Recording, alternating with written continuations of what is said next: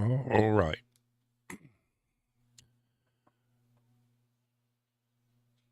Awesome, TJ Green. Welcome. What's up, Mad Dog? I was messing with my camera earlier. I'm all washed out looking. I really got to figure out this camera shit. It's annoying as hell. What's up, Blame Tag? What's up, Irish? So, good evening, Hybrid. How's the complaint box going? You got anything on that yet?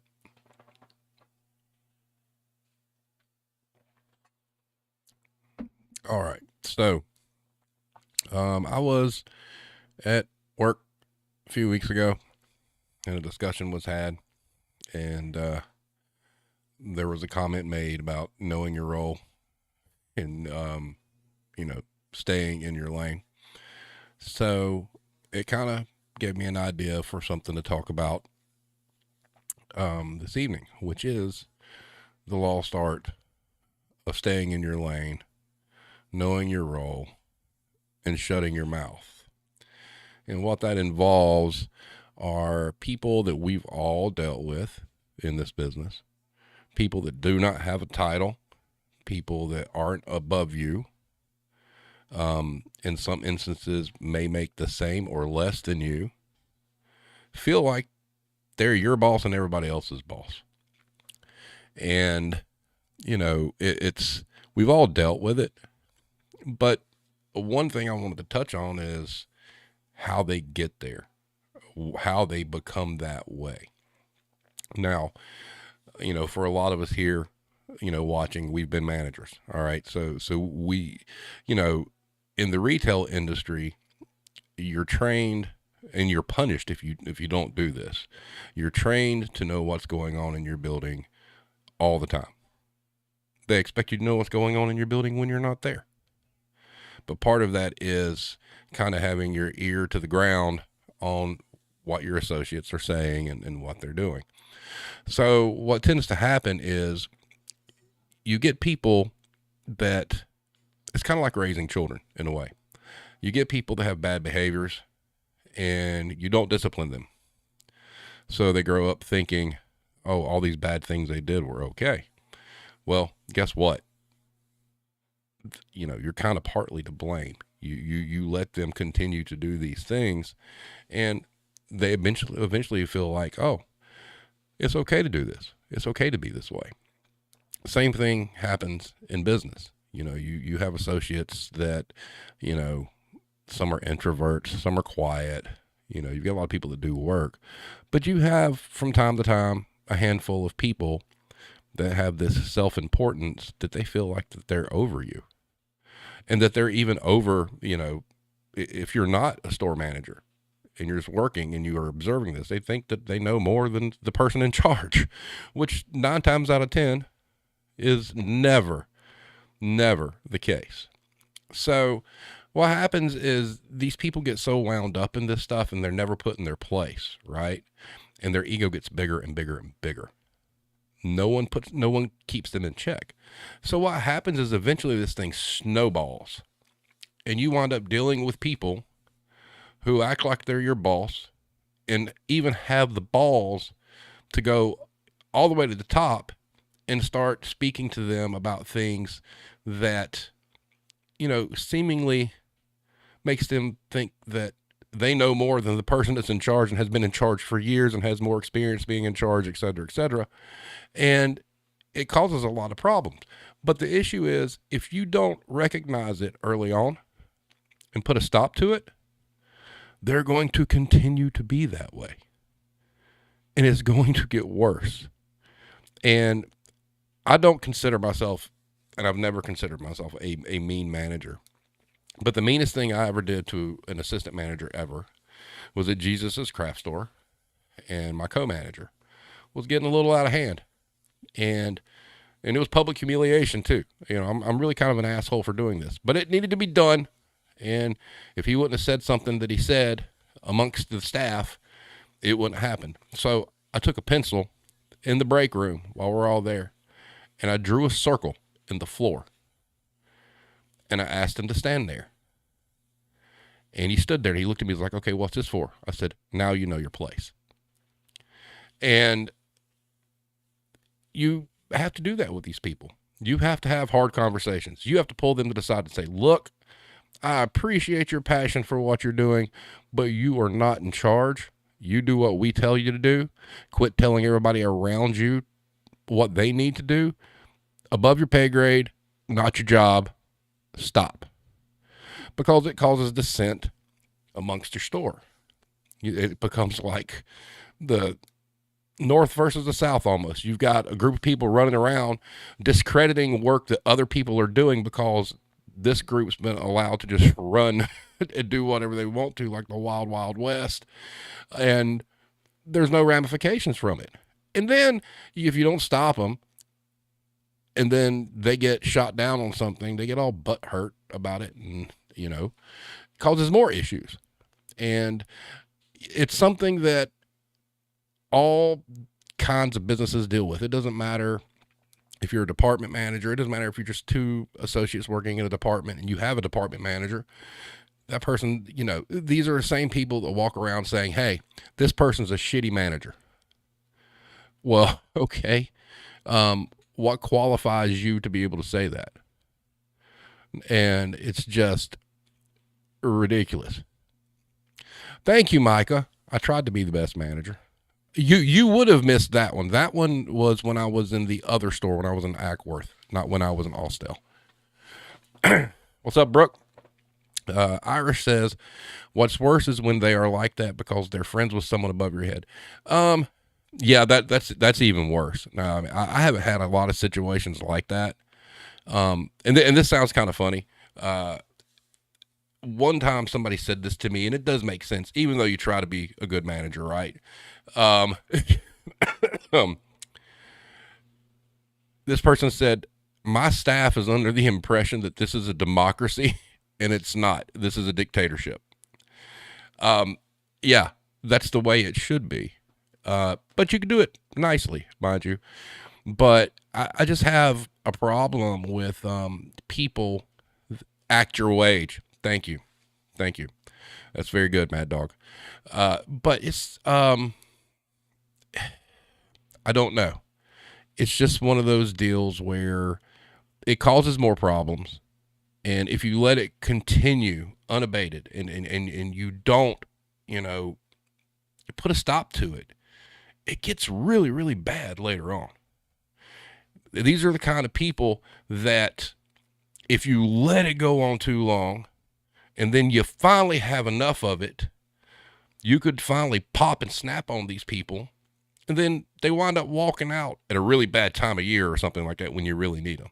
So, my advice to everybody is, if you're a manager and you see this, man, you nip it in the bud as quick as you can, because it causes so much issue. And the other thing that you find historically across the board with these kind of people, if you go back behind them and analyze their work, it's not stellar. Okay. It's their work doesn't even stand alone enough to back what they're saying. It is a whole rules for thee, not for me kind of thing. And it's just like, come on, man. If these people think that they're so good and they know all the answers and they can just, run up to the front of wherever and run whatever business, but you go back behind them and their quality of work's not that good, it sounds a whole lot more like ego and maybe fear that they're being outdone. So, welcome, Kanoa. Blame Tag says, I've had a few who have straight up told me they could tell me what to do because they were friends with a manager. And that is when you shut that shit down. Absolutely.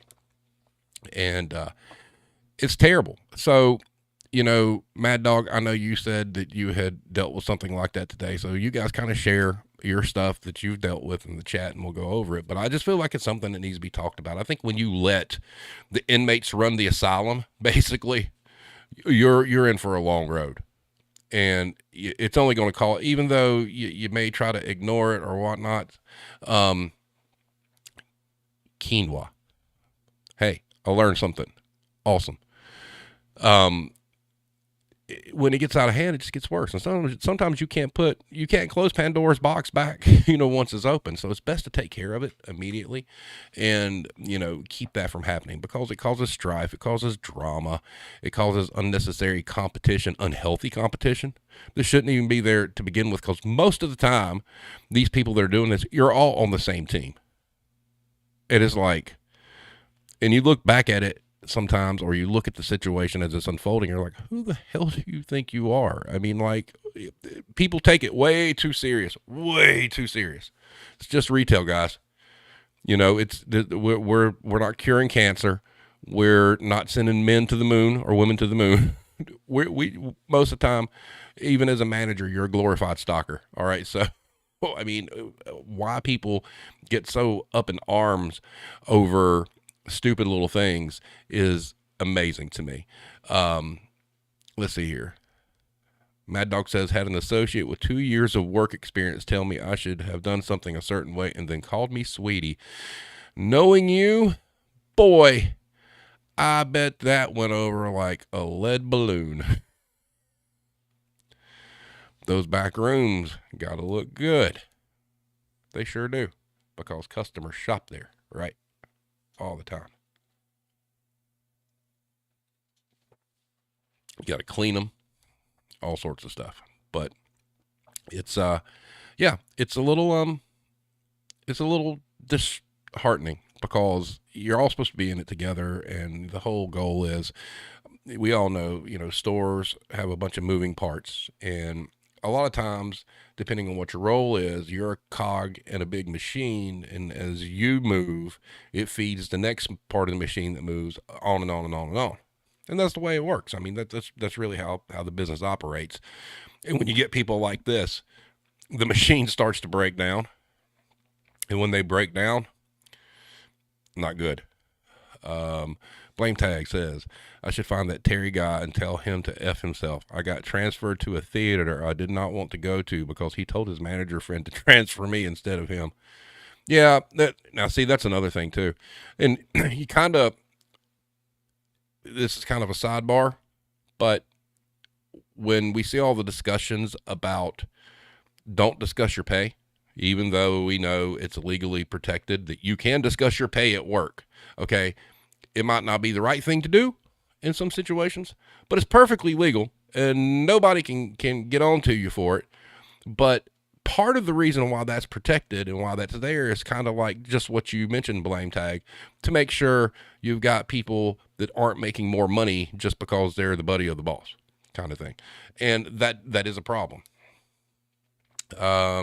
Hero says, do you all ever find those people are ever team players?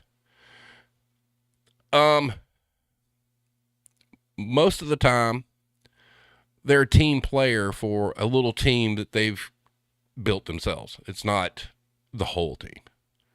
It's looking out for the boys, so to speak. Yeah, there's a couple of people that are team players, but yet are still lone wolves.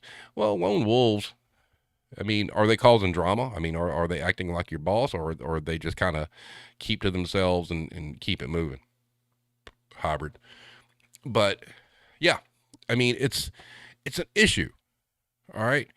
And no one likes to yell at people, and no one likes to get people upset, because, you're, unfortunately, the way business is, especially now in this time, it's hard to keep people happy. All right. It really is.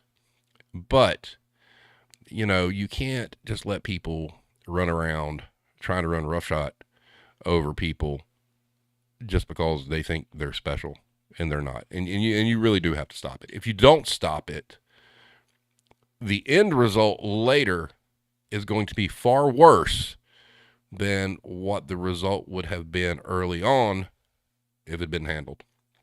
I know an example, at one time I was dealing with a situation where there was an employee that felt like they were my keeper for some reason. And I was having a conversation with a manager, and it was a private conversation, and this person went searching for me. And I found out about it later. I'm like, what in the fuck? Right? So when I transferred out, when people were asking why I wanted to do that, one of the reasons was that person there. And I was told, well, we just all ignore it. And my response was, well, that's great. We can ignore it. But the problem is you allow the behavior to continue. And that's where a lot of this also ties in. You just ignore it. Okay. Out of sight, out of mind, until it blows up in your face. And a lot of times these people that you're dealing with to do this, you find out later they're not exactly mentally stable. So there could be problems as well. Mad Dog says her first day on a register, she said corporate needed to fix something she didn't like. Okay. Russell says every store has an inside team. Yes. And it's okay to have inside teams, but they need to play nice with the other teams. Period. Blame Tag says the staff couple of people who were fake bosses when I started, and they were definitely only on their own team. Yep, that sucks. Iris asks, in your experience, do managers favor these guys? Do they get promoted? Hey, there's a lot to be said for the good old boy club. I mean, that's really a thing. I mean, there are stores out there all across the industry that's what they do. They build a clique. Those are the ones that get preferential treatment as far as time off, schedules they request, whatnot. It's these little cliques. And yes, unless a district manager comes in and puts a stop to it or something, yeah, they get promoted. And sometimes the district manager is part of that good old boys club too. So Mad Dog, I think a perfect example of that is the, at home. I mean, that clique there, that was thick, man. Thick.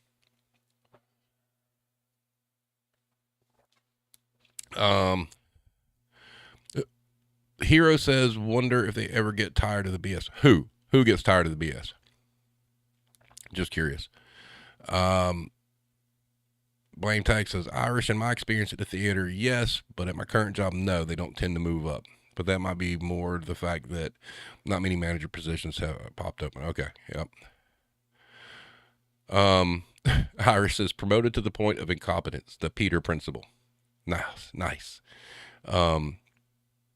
Mad Dog says, had one of these when I worked at Dots. The assistant manager was conniving, and I was pissed I got the position she wanted once I was gone, and she still didn't get her way. She walked out on them on a Saturday. Well, sometimes you got to cut your losses.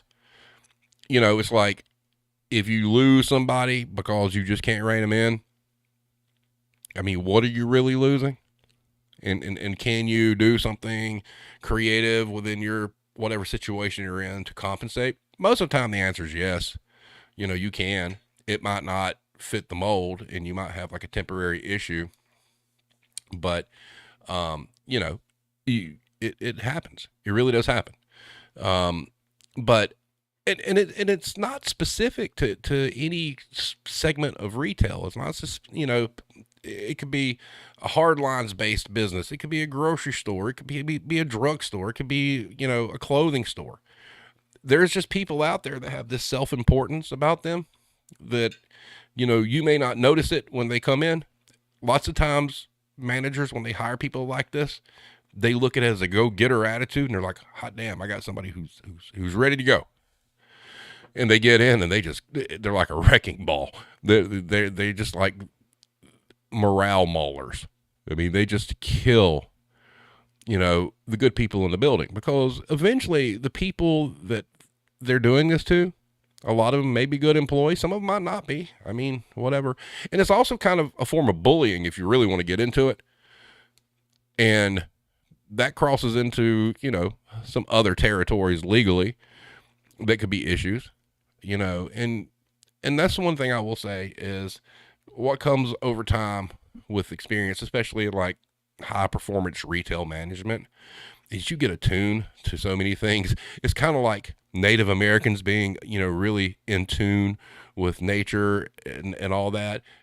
If you've been in retail long enough, you become in tune with people and things that could happen down the road. It's almost like a retail version of Minority Report.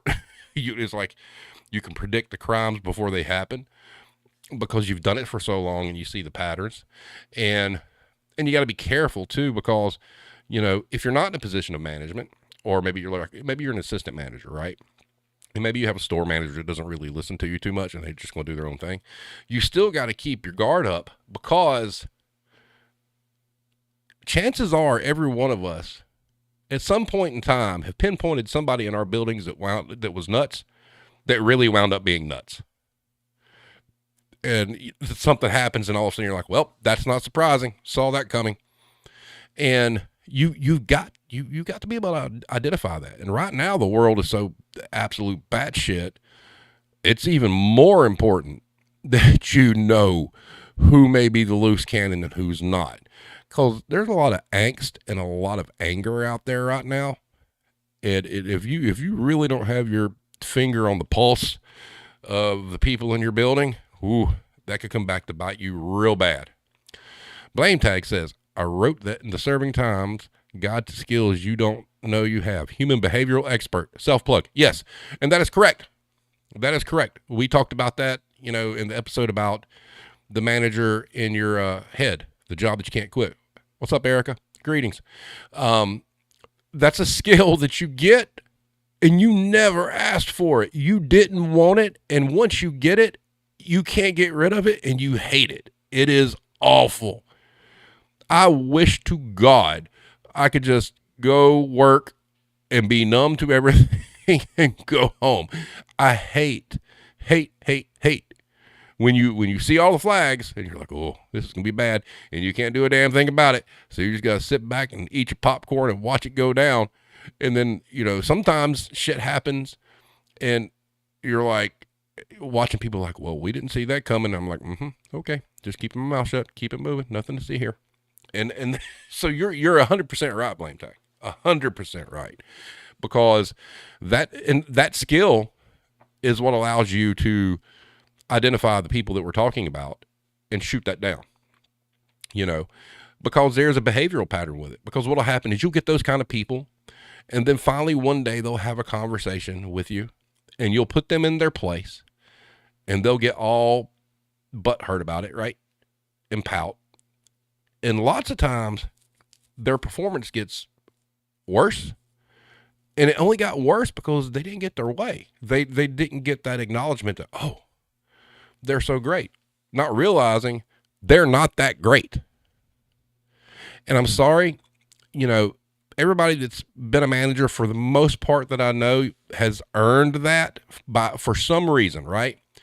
I swear to God, people that go around that are subordinates, that have no title, have never been a manager, are not fucking qualified to say that somebody's a shitty manager. I'm sorry. You might not like the person. That's different. But that has, you got no right to be talking how somebody's a crappy manager if you don't know what it entails. 9 times out of 10, those people are complaining because something inconvenienced them, not because of the manager. And that's the thing. Stay in your lane. You're hired to do a job. If you're hired to be, a stalker, just be a stalker. Okay? That's all you're supposed to do. There's a set of guidelines on how you're supposed to do it. Policy, just go do it. If you're hired to, be a backroom coordinator at like some of these bigger retailers, hey, there's a certain set of things that you have to do to make sure your job's done. Do them. Stay in that lane. If you're working, in logistics and you're a packer and your entire job is you pack boxes, you're given a job description, what you're supposed to do, go do it. Not policy, job responsibilities, I guess is the best thing, Erica. And that's another thing. If you take a job and nobody explains to you your responsibilities, well, if you screw up, I mean, whose fault really is that, right? I mean, and but you're given a position. If you're a stalker, that doesn't mean that you're a department head, because they're two different things. If you're a cash office person. You're a cash office person. Basically you're a bookkeeper. You're not a manager. You do what your job entails and leave the managing to the people with the titles. Now, there's nothing wrong with being an employee and disagreeing with your manager. That's fine. You can do that. But be adult about it. Be professional about it. And if you have, I had somebody I worked with at Guitar Center. His whole thing was, if you have a complaint, bitch up. And what he meant by that was, okay, if you have a problem, go to the boss above you. Don't bitch sideways. Don't complain to somebody who may be on the same level that you're pissed about. Go up. Now, if you don't have enough balls to go up the ladder and have a serious conversation based on performance, based on work-related things, rather than your attitude, and you may not like somebody, maybe you don't need to be in the position you're in to begin with. Micah says, how about they keep changing and adding to your responsibilities? What do you mean? Do you mean the person who thinks they're your boss, or what? Blaine Tag says, my boss is newish and keeps saying she considers me more her boss than she mine, and I have to keep telling her I'm not comfortable with that dynamic. And that's the right thing to do, Blaine Tag. You know that. You've been around a while. I mean, you don't want that responsibility. It's not your responsibility. You're just, although that is something interesting, because I assume there was some training involved there, right? So that's another hard part. If you're not a manager and you're training managers, that is irritating. That's pretty bad. It's not fun for anybody. Irish says at least 30% of the managers I've worked with got the job, not because they were competent, but because of in-house politics. Well, yeah, that happens. I mean, that really does. Hey, look, that's a good example. We've all worked places where we saw people get promoted and we're all like, what, why? And 9 times out of 10, those end poorly. You might have the person that promoted them try to float them for a while, but that's where these friendships come to an end, because there's this thing called self-preservation. And if a manager's a buddy with somebody and they promote them, and eventually their boss says, hey, look, it's either you or this person, guess what? Bye-bye, friends, you're gone. It's not, and that's the dangerous part of that. I've seen that happen. That's ugly. You've got lifelong, relationships that get busted because some idiot decided to promote their bud and their bud failed. And, then you had to cover Peter Griffin and Lurch. Yeah, Mad Dog, but they still there. They still kicking it. Still doing the thing. Blame Tag says, yeah, she's new to the company. I'm basically training her. Yeah, and that's hard. That's something that I think should be looked at, actually. I think that if you have to train a man, let's say you got a new manager coming in, and they're trying to familiarize a new manager with each department. I think there should be like a pay differential, that if somebody who is not a manager is training a manager on that job, the person that's training deserves a bump in pay for the duration of time they are training. Because guess what? It's not your job. It's not your job to train a manager. It's not. And because it takes you away from your duties, and you're also, it's extra stress on you, because you're like, well, I gotta get everything right and blah, blah, blah. But if you are an underling and you're having to train a key carrier or a manager, you should get, like, for the period of time where they're doing that, whether it be 2 weeks, a week, whatever, you should get like a bump in pay. That needs to happen, because that's not right. And Erica, you're right. After so many years in the retail world, you're on autopilot. You don't get paid to think. That's true. Because everything becomes instinctual too. That goes straight back to the whole behavioral concept. That many years, you are on autopilot. Everything becomes just natural, and it's fluid. It's, these are things that you just can't shake. And I will tell you, it is hard shutting the manager part off. And I think the smartest approach is, you might have people that you work with that I don't think mentor is the right word, but you share stories and you share experiences you went through, as something for maybe somebody who's coming up through the ranks who has a really bright future. I mean, I'm done. I mean, I don't want keys. I'm done. I possess a lot of knowledge, and I got no problem sharing that knowledge with somebody if they want it, right? And because there's a lot of things that you just learn over time. And it's not because I'm special, because all of us have been a manager for any amount of time. I say 5 years plus. You've learned things that new managers don't know. And you could be, the things you have learned could be of value to them for their future. Because, as humans, we learn something new every single day, and you're foolish if you ever feel like that you know it all, because we don't.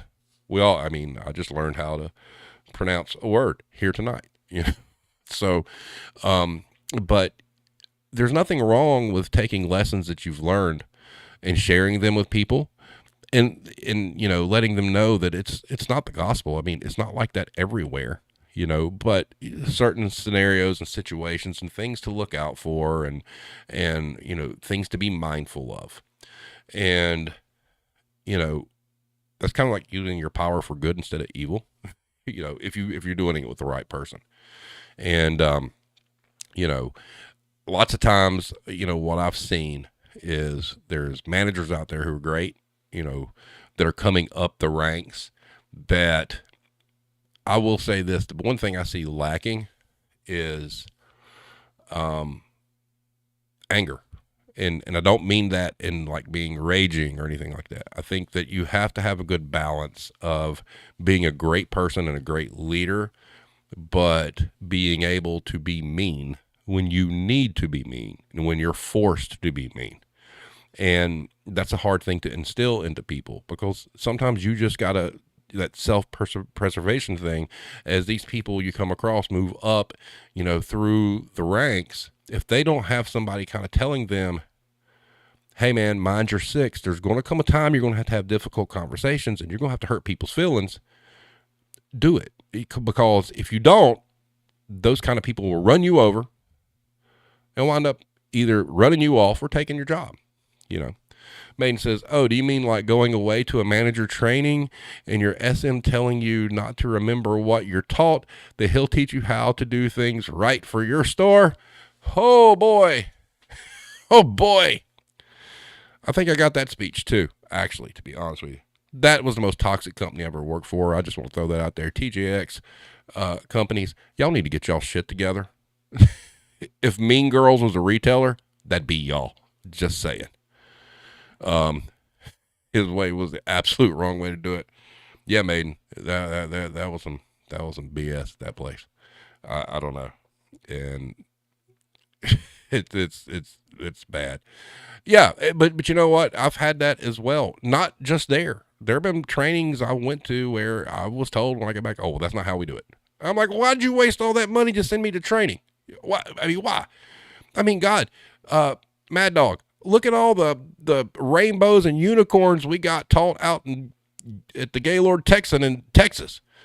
That was like fantasy land, because when we got back to the store, that sure as hell wouldn't do it. You want to talk about somebody who was disconnected for what's going on in the building? That poor CEO had no idea the nonsense we were going through in the stores at all. Super nice guy. It was like, whatever. Oh wow, hybrid. Yes, they are taught that behavior, if not encouraged. Iron Maiden's 100% correct. Hero says, what if you're just doing things the way you were trained to do and it angers people? All right, that's a good question. So there's also a trend in the industry. All right. And it's kind of a shame because it's misinterpreted. All right. I look at my upbringing in the business, was a lot harder than where I work now. Now, I will say this.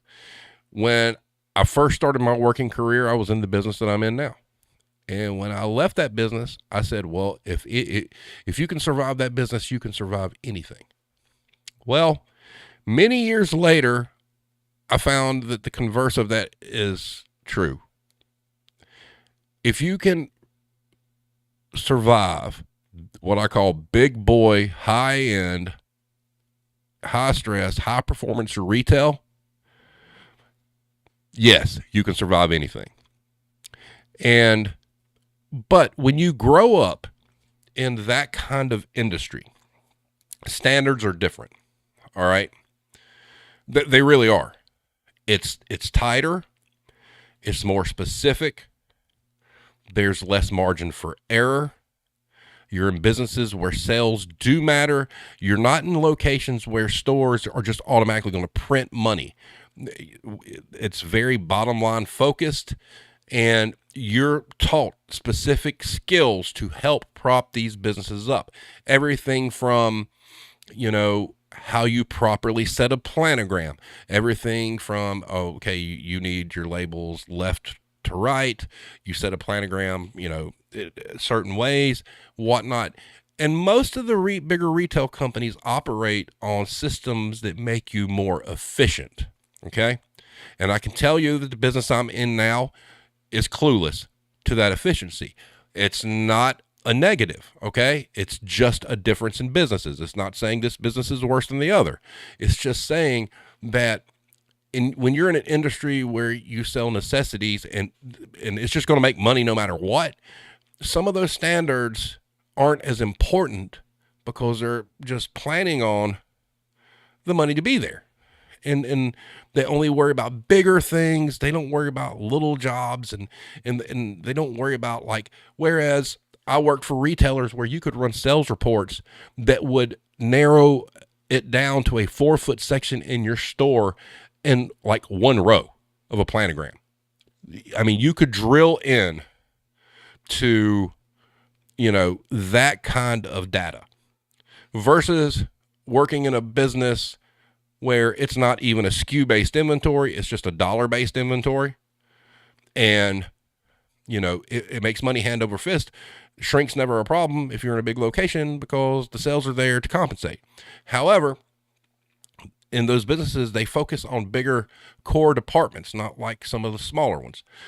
But what happens is when you come from a business like retail, where you've been through this kind of training, where you have, you live by the sword, die by the sword. I mean, people don't understand the biggest difference between the business I'm in now versus retail was I don't think a lot of managers in the business I'm in now have ever experienced being in a business where your numbers are good, your store looks great, everything's going fine, but you were basically told you could lose your job any day with one fuck up.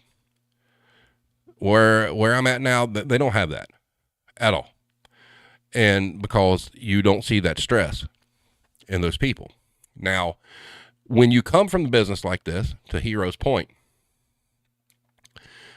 you've been taught things. You've been taught how to be efficient. You've been taught how to maximize your time. You've been taught to work your schedule. You've been taught not to milk the clock. You've been taught things like, well, if I've got everything done, you feel guilty because, I'm not going to stand around and just waste somebody's payroll. If I've got nothing to do, I'm going home, and these are these kind of things that are just there. They're beneficial. They will help any business that you go into. However, when you go into those kind of businesses and you've got long-term employees there of that specific business, do not come from the retail hellscape we've all come from. Your efficiency, your speed, your concepts on how to do things, all sorts of things, suggestions that you may make, questions that you may ask, come across as bossy and come across as a negative to people.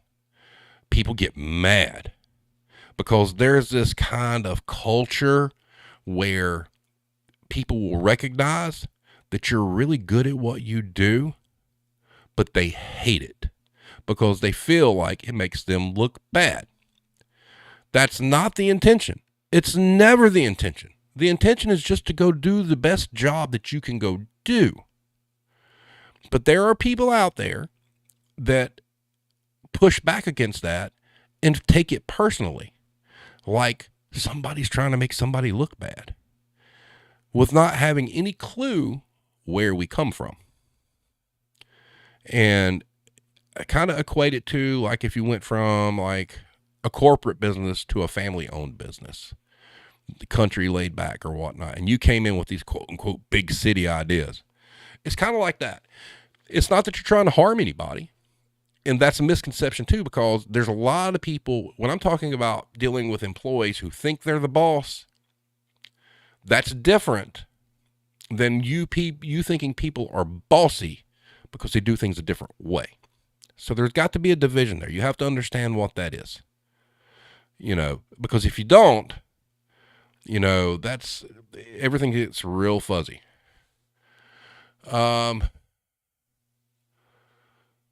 Let's see. Russell says, I'm just curious, at your store, do y'all get told to cut thinner during sales? My local store seems to do this during sales. No.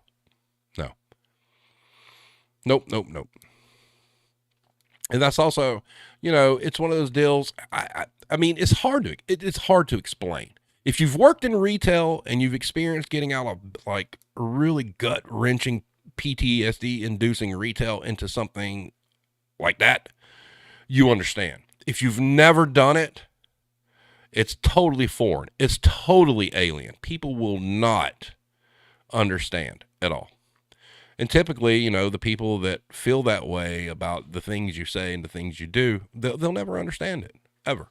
And they look at it like it's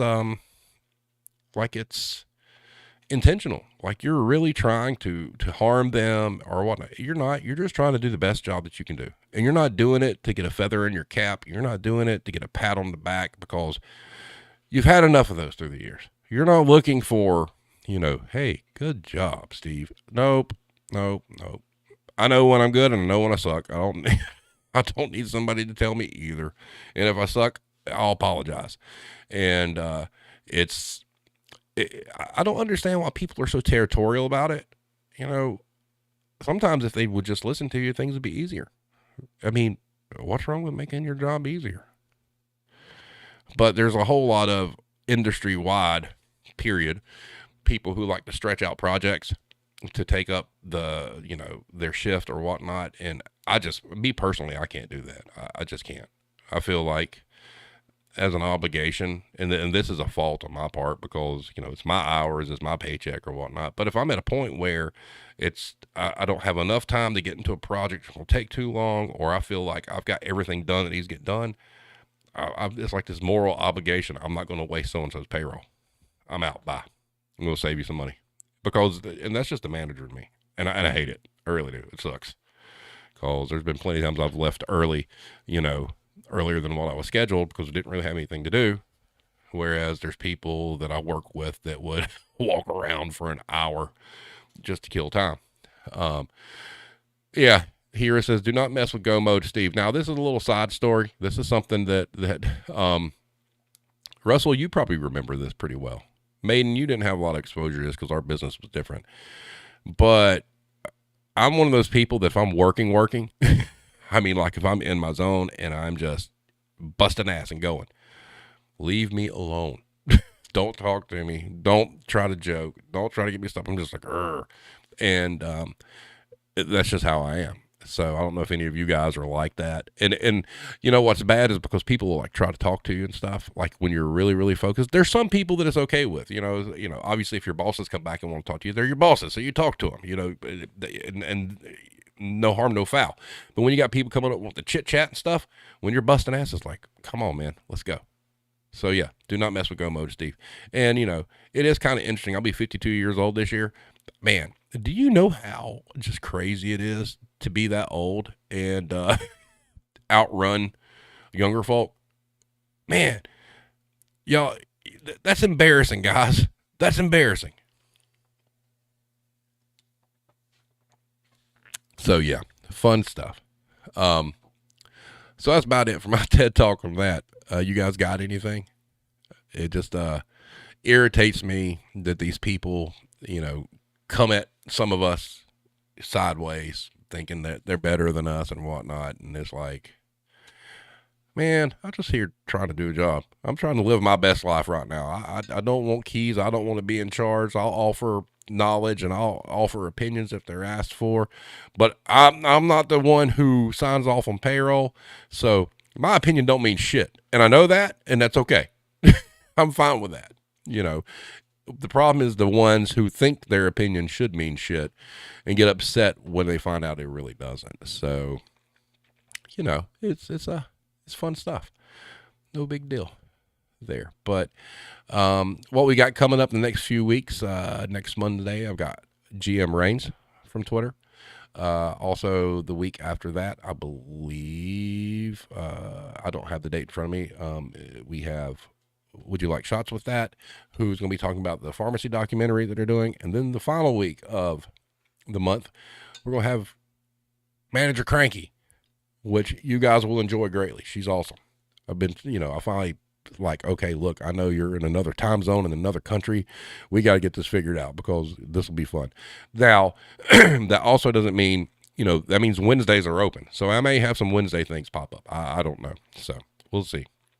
Maiden says, well, and there's what I always call the old guard, which are the ones that have been there for a long time and can't adapt to new ways of doing things and won't listen, can't reason with, and you're just trying to do your job. Like, help me out here. I don't want to write you up. I really don't, but you're forcing me to. Yeah, that's it. A lot of it has to do with the old guard. A lot, that whole old dog, new tricks thing. That's really true. And it's not that they can't be taught new tricks. They just don't want to be. Just don't want to be. And people don't understand, like a lot of us in this chat, where we come from. I mean, there are a lot of people I know that would not survive. They would not make it. They may think they can, but I'm telling you right now, they wouldn't even come close. Because, people do not understand if they have not worked in retail, and I mean like hardcore retail. And it's a whole different world if you're a manager, all right? Because your head's on the chopping block 24/7. It is assholes and elbows all day. It is just absolute chaos. And, my heart goes out to many people right now in the business because y'all probably getting Christmas shit in right about now. And it's 8 billion degrees outside. Who here's got Christmas merchandise in? I'm just curious. Raise a show of hands. Because we're in July. I know Hobby Lobby's got Christmas trees in their back room, guaranteed. And Mad Dog, when did we get Christmas trees at home? I showed somebody all the trees I had to put together the other day, Mad Dog, and he's like, oh my God, you had to do that? I'm like, yep. And I said, and it was summer when I did that. Blame Texas, we're hitting back to school. All right, so July. So yeah, the Christmas tree should be coming to your local at-home store. Russell's is July 4th week. Hybrid says I'm getting all the holiday toys from last year. Blame Tag, you are lucky as hell. Y'all don't put Christmas up until October? You've got to be kidding me. That seems about right too, Mad Dog, because I was showing that picture to somebody the other day, and yeah, the date was July. Imagine being in the Southeast where the feels like temperature is like 130 and you're in a store that has very poor ventilation anyway, and you've got to put together 20 or 30 Christmas trees in a day. You're hot, you're sweaty, you're covered in those little styrofoam balls, and then you're covered in like Christmas flocking for trees. Oh, it was fucking awful. And I'm going to go on record, Hobby Lobby killed Christmas for me. My family hates that. I still stand by my statement. I can go the rest of my life without having a Christmas tree and would not care. Just saying. Summer goes out in January. Christmas goes out in July. All right, yeah. Yeah. Ooh, that's one thing I'm glad that I'm out of that mess now. I love what I do now. I'm not going to lie. I love what I do. I enjoy my job greatly. I really do. I have no complaints. I have a good time. I work with a good bunch of people. And guess what I don't have to do? put together Christmas trees. Thank God. I hate it. Hate it, hate it, hate it. Now, Halloween's different. I'll put out all the Halloween in the world. That's great because that's my wedding anniversary, and it's the best holiday as far as I'm concerned. So, yeah, those are good. Trying to think. There was something else I wanted to say before we got off here. I can't remember. Oh, for those of you on Twitter, if you did not know and you follow, I would like to offer my condolences to Karen Harrison, who just lost her mother. So if you're on Twitter and you didn't know that, go send her some well wishes. We thinking of you. But yeah, so fun times. What we got here? Russell, I don't miss hearing Mariah Carey for 5 months because Blame Tag and I, we solved that equation. And speaking of which, I'm going to try somehow, some way. I got to reach out to somebody, or maybe I need to learn animation between now and then. I don't know. The video that Mariah Carey did last year, Blame Tag, right at the end of Halloween where she came out and smashed the pumpkins. We got to do something similar this year. We got to figure that out. We got to go all out for this shit. I mean, we had a good year last year with that, but that song's never going to die. So we got to keep pushing it. Anybody else got anything before we go? Karen in July. No. No. Karen in any month sucks. Just saying. Going once, going twice. Anybody got anything they'd like to say?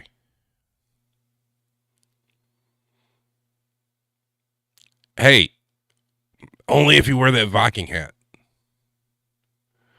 That would be good, Blame Tag. We've got to do something. We have got to do something to mirror that damn video and her maniacal laughter at, being, Mariah season. Oh, no. It's more like pariah season. Man, boy, we just missed a hashtag. Blame Tag, pariah season instead of Mariah season. Why did none of us think of that last year? We got to get on that.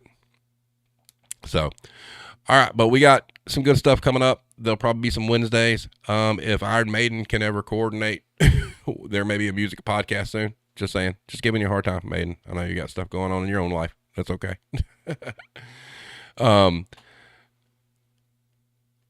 Okay, yeah, she got sued over that song, but that it wasn't the same song. She's not going to lose. That was the worst thing ever. Oh, Hero is calling for Act Your Wage merch. I know somebody.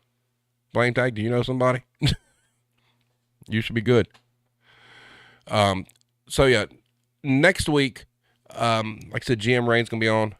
She's got a lot of experience in a lot of different things, so it's gonna be an interesting conversation. Like I said, the one afterwards, we're gonna be talking with folks doing the documentary on the pharmacy business, and then Cranky.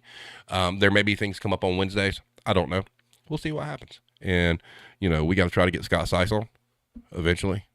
I don't know why he's scared to come on, but Blame Tag, we have a local comedy club. You bet your ass if I see that Scott Seiss is coming, I'm going. Camera in hand. So we're going to get him one way or the other. But anyway, everybody, thank y'all so much for being here.